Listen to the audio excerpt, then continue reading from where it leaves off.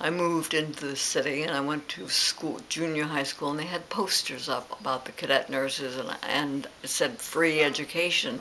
We had no money, so I figured I'll be a cadet nurse. But of course then the war ended. I forgot about it, and so everybody else. It was disbanded in 1945, the cadet nurses.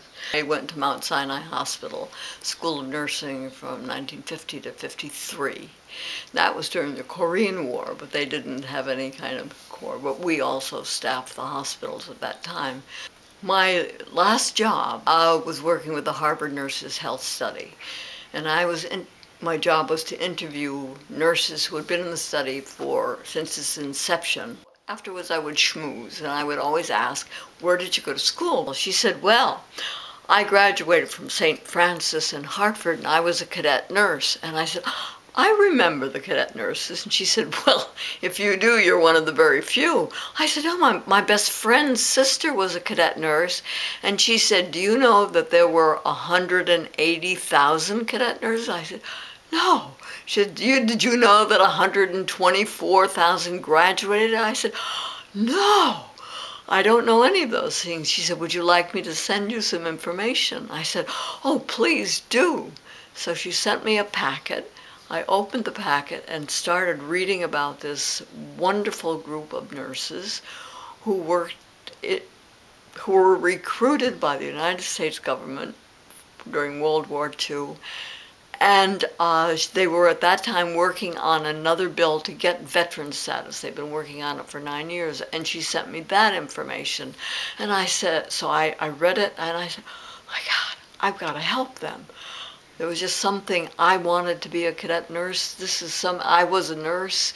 These were women who were nurses during the war and have not been recognized, and it touched something in me, and I dove into it.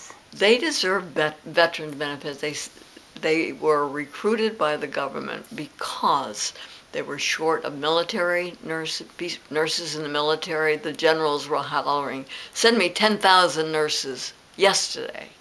The hospitals were short of nurses also because they had enlisted.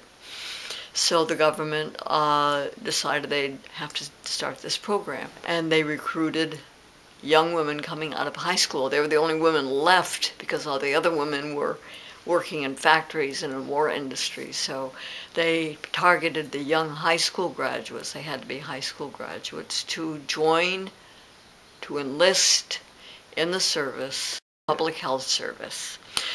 They were issued uniforms. They pledged their lives to their country for the duration of the war, working in any military or civilian service. They staffed the hospitals during the war. They wore uniforms when they were outside according to instructions. The public health service, by the way, was militarized in times of war. It was also militarized by Harry Truman for World War II, and it covered the whole wartime. So the public health service received veteran benefits. What happened is the war ended. Just said, "Thanks very much, girls. Go home." And no benefits. And no benefit. They didn't even consider it. Very loyal, very subservient, giving women. And everybody in the beginning thought, well, we just did our job. And then it became more and more obvious that they had done. Some of the early ones went into the service. They were grandmothered into the Cadet Nurse Corps, so they were joined the Army or the Navy, and were sent overseas. Some of them. One of them later on served in the Korean War and in the first Gulf War. One important factor is that although the government paid for their tuition or everything, they staffed the hospitals then, and they worked at an average of 28 years between all those years, 28 years of nursing service following the war. A woman in Nebraska who was talking about her mother. She had made a trip, taken her mother and her father to Washington to see the World War II memorial.